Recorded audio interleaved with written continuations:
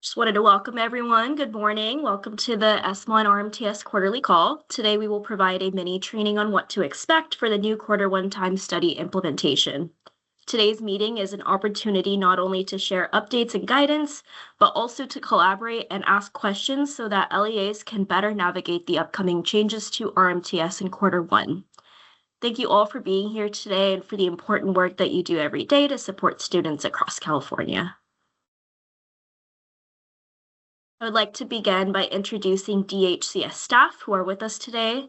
From the Local Educational Agency Medi-Cal Billing Option Program, also known as LEA BOP, I would like to introduce Sarah Borkowski, Chief of the LEA BOP Provider Relations Unit. And from the School-Based Medi-Cal Administrative Activities, or ESMA program, I would like to introduce Tara Gutierrez, Chief of the ESMA team. You will also be hearing from analysts from both teams today during this presentation. Thank you all for being here and for your continued partnership. Before we get started, let's just go over how to submit your questions. To utilize the chat, click on the chat icon on your tools bar, as you can see in the top graphic to the right of the slide. A chat window will open to the right side where you can type and submit your questions. You can see that graphic here on the bottom right of the slide.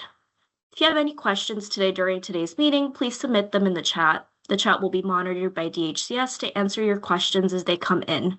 If we are unable to answer your questions, we will either get back to you or add them to our next quarterly meeting.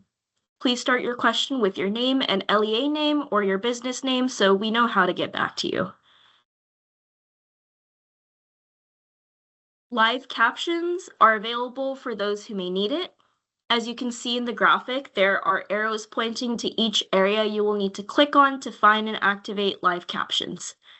First, find the More icon in your Teams toolbar, then click Language and Speech, which will bring up another pop-up where you can click Show Live Captions. You'll be able to view the live captions in the bottom panel of this meeting. A live transcript is also available for those who may need it. As you can see in the graphic, there are arrows pointing to each area you will need to click on to find and activate live transcription. First, find the More icon in your Teams toolbar, click Record and Transcribe, which will bring up another pop-up where you can click Show Transcript. You'll be able to view the transcript in the right side panel of this meeting. Lastly, please feel free to have your camera on or off during this meeting, whichever you prefer. So for our training goal today, we want you all to understand how the 2023 school-based CMS guidance impacts quarter one, which will run July 1st to September 30th. Beginning July 1st, 2026, in order to claim federal fund reimbursement on your LEA BOP cost report and/or ESMA invoice, each LEA will be required to participate in a quarter one random moment time study, or RMTS.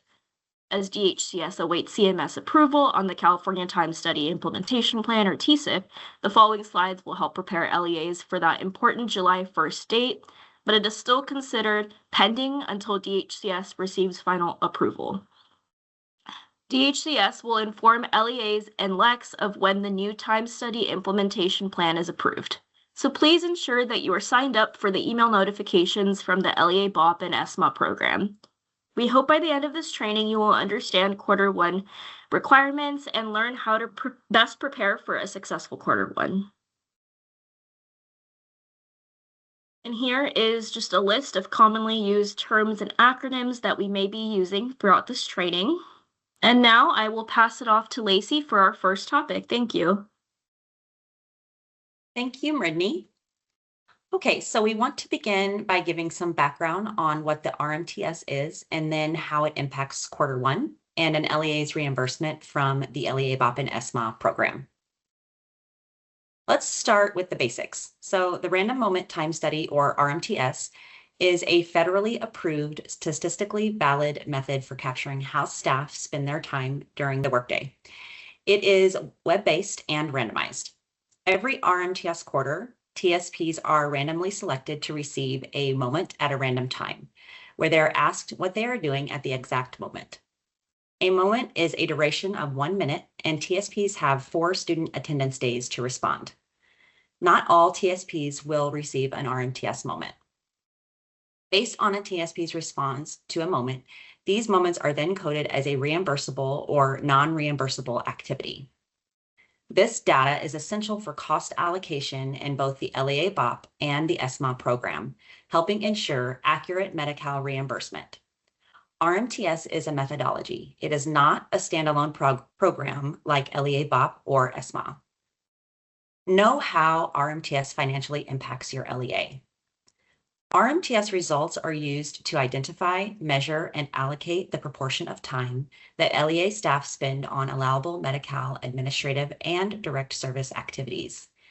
These results are then applied to actual salary and benefit costs to calculate the federal share of reimbursement.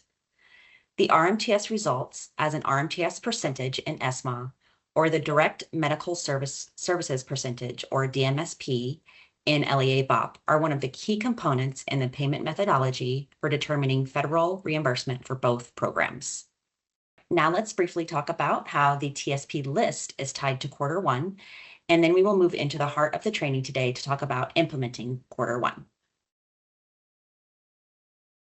So what is a TSP list? Let's start with the basic that a TSP is a time survey participant, and the TSP list is the list of all administrative service providers and direct service practitioners that are expected to deliver Medicaid covered services to students in the upcoming quarter. These are only the LEA's employed staff. There are a couple of different ways that TSP lists are processed, but the most important thing to note is that you should work with your LEC to submit, review, and certify your LEA's TSP list on a quarterly basis, as staff changes may happen at this frequency. Administrative staff and direct service practitioners who are 100% federally funded will be excluded from the time survey and hence not be included in the TSP list. As previously mentioned, California uses a 2-participant pool system. Pool 1 consists of direct medical service staff who perform both direct services and administrative claiming activities. Individuals listed in this pool must meet the qualifications necessary for reimbursement through the LEA BOP. LEA BOP practitioner qualifications can be found in the Rendering Provider Qualifications section of the LEA Provider Manual. Pool 2 is comprised of only staff conducting Medicaid administrative activities. When a direct service practitioner is in Pool 2, they will not be claiming any direct medical services during the quarter. Staff should be included in Pool 2 only if they perform allowable Medicaid administrative activities on a regular basis. All practitioners and administrative staff will be reported into one of 2 mutually exclusive participant pools. A TSP cannot be included in both participant pools. So what is the purpose of the TSP list? The TSP list is a key component in calculating the funding an LEA will receive through participation in the ESMA program and LEA BOP. The TSP list identifies all staff eligible in participant pools 1 and 2 to participate in the RMTS. The staff costs are included in the LEA BOP CRCS or ESMA invoice. All TSPs on the TSP list are eligible to receive a notification to respond to a random moment. There is a calculation then done by DHCS that creates the direct medical services percentage, or DMSP, for LEA BOP and the RMTS percentage for ESMA. Finally, the DMSP is included in LEA BOP CRCS and RMTS percentage is included in the ESMA invoice to indicate what portion of the staff costs are spent on covered services. It's important to be aware that every TSP included on the TSP list impacts the RMTS percentage and DMSP through their responses to random moments. Without a TSP list, you cannot calculate the time your TSPs spend on covered services, which is the point of the RMTS percentage and the DMSP. It is also very important to remember that all TSPs must be on the quarterly TSP list that corresponds with the costs for that quarter on the LEA BOP, CRCS, and ESMA invoice. I will now cover some requirements for the Pool 1 and Pool 2 TSP list. To maintain an accurate TSP list, you must review and update your TSP list every quarter for both pools. Verify that practitioners included in the TSP list meet the credentialing, registration, and licensing requirements under LEA BOP. Make sure administrative service providers or practitioner job titles on the TSP list match the approved job classifications that are identified in Section 6 of the SMA manual. If they do not match, they can be rejected or dropped from the list unless there is an equivalency form on file. So if an LEA's job title is different from the approved job classification list and you want to include them on your TSP list, please submit a Participant Pool 1 or Participant Pool 2 TSP equivalency request form. As we mentioned earlier, all participating LEAs must contract with a LEC. These LECs run the RMTS process. The LEC's role is to request updated TSP lists from participating LEAs quarterly, and this is approximately 45 days before the start of each RMTS quarter. This is where you will need to be in communication with your LECs to know what their deadlines are. And now I will pass it to David for our next topic. Thank you, Lacey. Okay, we will now get into the upcoming requirements to conduct the RMTS for quarter one, starting July 1st, 2026. Let's first talk about the current practice for quarter one. We want to stress that DHCS will be implementing a Q1 starting July 1st, 2026. We strongly encourage LEAs to start preparing now and work with their LECs to develop implementation plan. According to CMS guidance, because most schools are in session for some portions of Q1, a time study is required during this period if Medicaid covered services or allowable activities are being performed and any related costs, like salary and benefits, will be claimed. Just to reiterate, skipping Q1 RMTS has financial consequences. If a time study is not conducted for Q1, LEAs will not be able to include costs for that quarter, which will reduce your usual LEA BOP final settlement by approximately 20 to 25%. You will also want to keep in mind of your SMA invoices, since not participating in Q1 will remove costs as well. We are sharing this now to keep you informed and prepared. As we move forward, we strongly encourage you to attend upcoming LEA BOP quarterly meeting and RMTS SMA quarterly calls for the latest updates as the TSIP takes shape. We will keep program partners updated as much as possible on required changes for fiscal year 2026-27 while we are waiting for CMS approval of the TSIP. Quarter one is defined as July 1st through September 30th. This table breaks down the differences between the current practice and future practice that will be effective July 1st, 2026. Historically, RMTS has been conducted in 3 of the 4 quarters, starting in quarter 2, meaning quarter 1 was excluded. Despite this, LEAs has been receiving reimbursement for SMA administrative activities and LEA BOP covered services provided in Q1, based on the average time study results for quarter 2 to quarter 4. Let's compare current practices as it is now with the current practice that will be effective with the new time study implementation plan, or TSIP, as we will call it throughout this presentation. Currently, the time study occurs only in quarter 2 to quarter 4. In the future, the time study will be conducted for all 4 quarters. Currently, LEA gets paid for SMA administrative activities and LEA BOP covered services for Q1 based on the average of the time studies from quarter 2 to quarter 4. In the future, LEAs get paid for covered services in a quarter if the time study is conducted for that quarter. Currently, TSP calendars are not required for Q1. In the future, TSP calendars are required for Q1.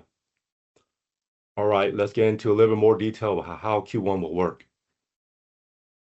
The RMTS sampling period for Q1 will be from July 1st to September 30th. Most school districts do not start on July 1st, but the sampling period will be captured moments associated with LEA calendars. LEA calendars represent all days when staff are working and are paid, regardless of student attendance. The calendar should exclude all weekends, holidays, and school breaks. Please note that pending CMS approval of the new TSIP, calendar working days will be used for all quarters in the future. When students are not in attendance but staff are scheduled to work, associated costs will be allowable. The time study participant, TSP, may be assigned a moment during this period. Although sampling periods fall within the standard quarter, the sampling universe only captures moments associated with TSP's paid working hours and days. This visual represents a generalized time frame of developing and submitting a TSP list for quarter one. As you see noted, there may be some variations in the timeline and process depending on the region and the SSP that the region uses. Each LEA must confirm their region's deadline with their LEC.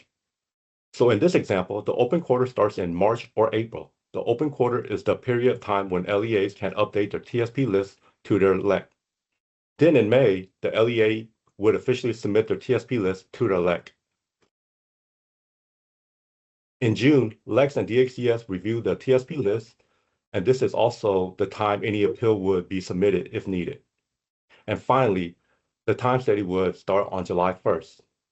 Again, we want to share this draft timeline to highlight what the expectation will be for the submission of quarter one, so that you can have an idea of what potential operational changes is needed. Now let's talk about some consideration for executing a successful Q1. Consider who should be on the TSP list, keeping in mind the importance of a quality TSP list. Has the TSP been trained? Do they understand what a quality moment response is? Are they aware of what they are participating? Why are they participating and how it is tied to fundings?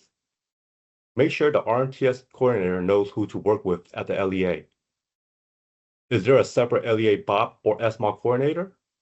Working together will help make a Q1 implementation successful. When putting together a TSP list, make sure to talk to your HR to get an idea of what positions are filled, who is leaving the LEA, number of vacancies needed. Another important department to work with is finance, to make sure you're not including TSP that are ineligible. For example, those that are 100% federally funded. Make sure to know who your LEC is. You can check in with them if you have any questions or concerns, attending their trainings and complying with all their deadlines. There will be more about the LECs on the next slide. Remember, the RMTS participation for all quarters is required if an LEA wants to receive reimbursement through their LEA BOP cost report or SMOC invoices. Okay, now there are 11 LEC regions across California, and each one has its own processes and timelines. If you are unsure who your LEC is, you can use the LEC contact tool available on the DHCS RMTS website to identify your region contact. Once you know your LEC, make sure you understand their expectations and key deadlines, such as when TSP lists are due and when you need to certify your quarterly coding report. Missing these deadlines can affect your LEA compliance and reimbursement. Also, to be sure to attend all your LEC training. These sessions are designed to keep you informed and support your role. In summary, for a successful Q1, here are some key takeaways. Work closely with your LEC, regularly update and certify your TSP list, coordinate with your HR and finance to track staffing and funding source, plan for a Q1 TSP timeline and confirm deadlines with your LEC. I will now pass it to Maritney. Thank you, David. Okay, so for those of you who put in questions in the chat, if DHCS was not able to get to your questions, please feel free to send them over to our inbox at rmts@dhcs.ca.gov. And with that, thank you all for attending today's mini training. Please take a moment to complete the survey here on the screen. Your feedback is important and informs how we develop future trainings.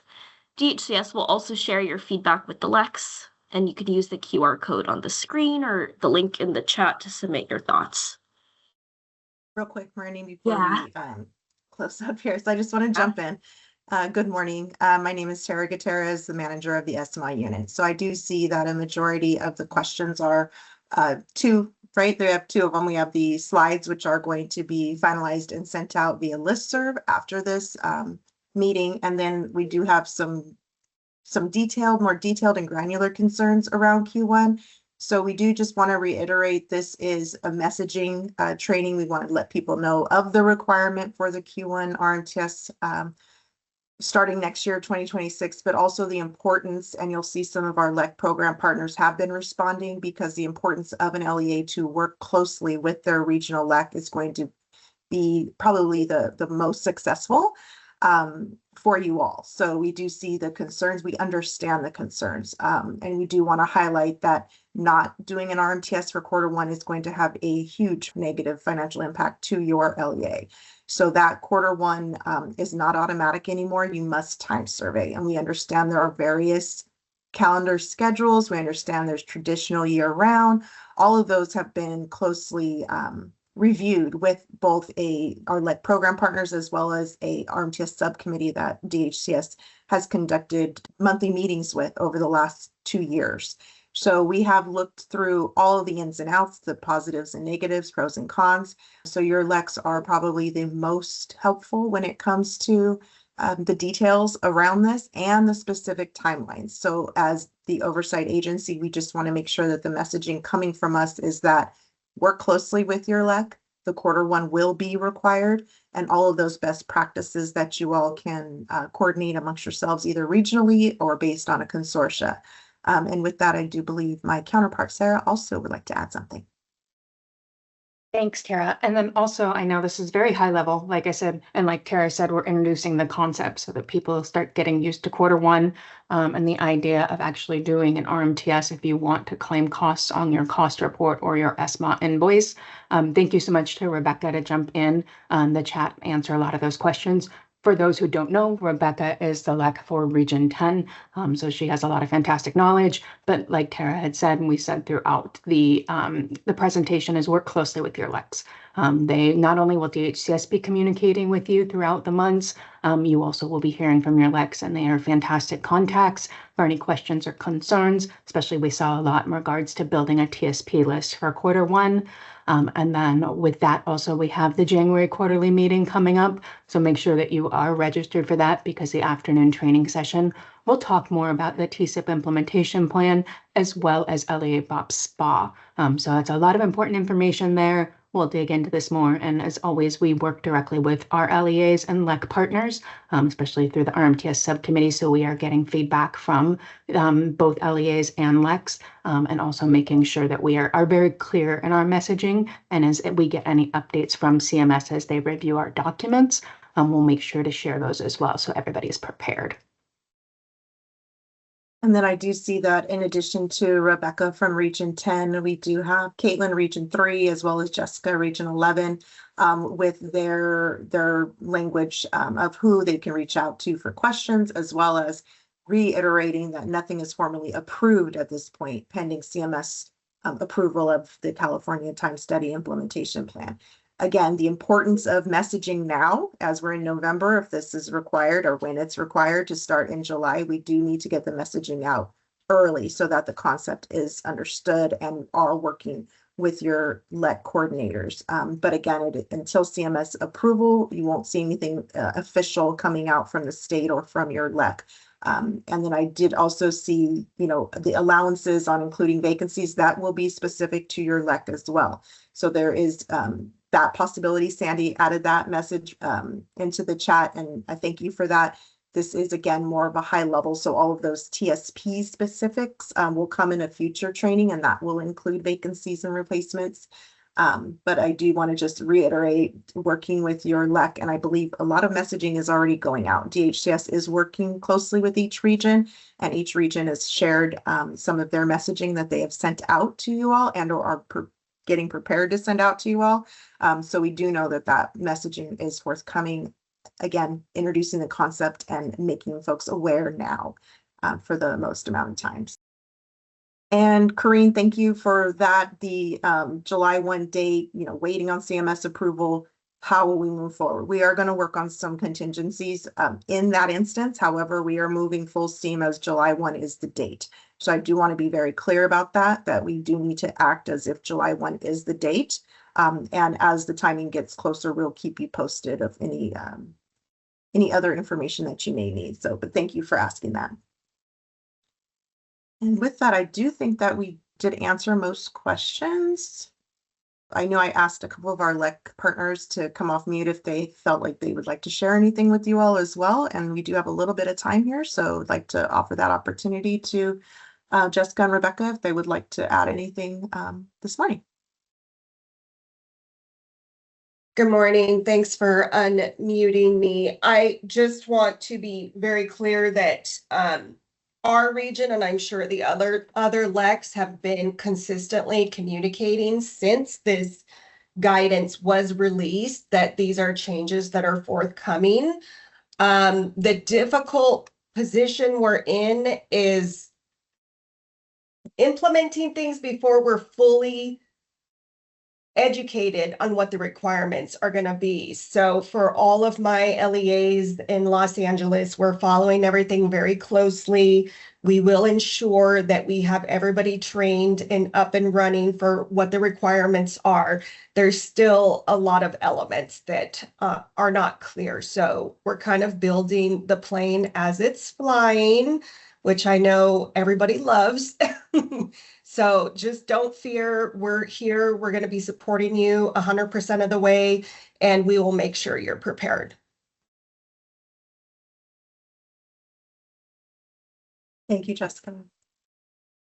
Oh, I just wanted to say thank you for bringing this to a wider audience here. But most likely, all of our LECs have been working very hard on trying to keep all of our districts up to speed. And like Jessica said, this has not been finalized at this point, but we are working on very hard to get down to the point where we can help you get your Q1 done. So, but thank you, DHS, for this slideshow. Thank you, Rhonda. And I do see some trickling questions about compliance and some the work schedules, different calendars. Again, please work closely with your LEC. They have come up with some great plans for you all. This will not be until next year, so we do want to make sure that everybody's aware, but that we understand this doesn't go into effect until July 1, 2026. So there is time to work through it and await that final confirmation and final approvals from CMS. And so I do want to thank you all for your time. I know there's some trickling questions. Let's see, I'll go ahead and take this last one here. And there will be more training as we get approvals and as we get closer to this time frame. We are going to conduct these what we're calling mini trainings, both at this RMTS and SMOC quarterly call and during the quarterly meeting, the LEBOP quarterly meetings as well. Again, wanting to make sure messaging is coming to you frequently. And it looks like there was a question about not understanding the comment of ESY and is it not included? So Lori, for that one, this is a concept that we talked about probably 2 years ago, extended school year.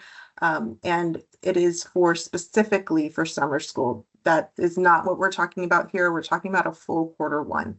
So that July 1 to September 30, typically folks did not have to time study, right? And you didn't have to worry about your TSP list. That's changing. You will have to time study and worry about the TSP list if you would like to seek reimbursement, which we encourage because it would have a very negative financial impact if folks do not.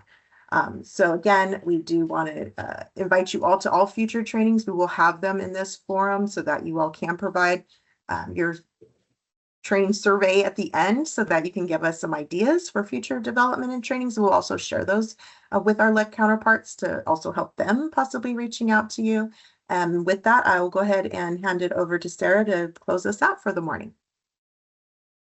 Yeah, definitely. Thank you so much, Tara. I appreciate everybody putting their feedback and questions in the chat. Please make sure that you're taking the survey as well. And we do save our chats as well so that we can capture all of the questions, especially those we may not have answered. So we can use that and implement that in future trainings. Like I said, we get more in depth in January. Please make sure you are attending so that we can provide you additional information. As I said earlier, anything we're getting updates on from CMS, and as soon as we determine how things are going to look, we will communicate that. We're going to be very transparent. You've heard from several LECs in the chat and those who have unmuted. I appreciate that greatly, that working with them talking to them, attending their trainings, asking questions, that is also going to be a great help to you all, especially some of these that I see in the chat are very technical. And so you'll want to make sure you're understanding what your region is doing outside of what you're hearing from DHCS. So thank you so much from our LEC partners, the people dropping questions in the chat. We appreciate your partnership and support of both programs and the changes that will happen with the new CMS guidance. We're going to be very transparent. You'll be hearing from us a lot. And you'll hear obviously from Tara and myself. We're always here to support you all as well as the LECs. So with that, thank you so much. Please take our survey. We appreciate your attendance today, and we'll make sure to capture everything in the chat and any feedback that you provide. Thank you all again.